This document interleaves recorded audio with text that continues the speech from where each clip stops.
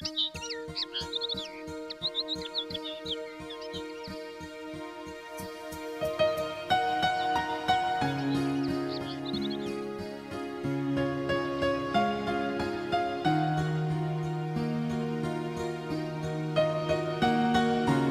you heard about the Institute of Aging, one of the 13 Canadian Institutes of Health Research CIHR? The CIHR-Institute of Aging has an older adult advisory committee that guides and informs the institute on research matters related to the health and well-being of older adults by sharing lived experiences. This input helps CIHR gain a better understanding of research that is important to older adults. You can meet the members of the CIHR-Institute of Aging Older Adult Advisory Committee in the short video below. Learn more about the committee here.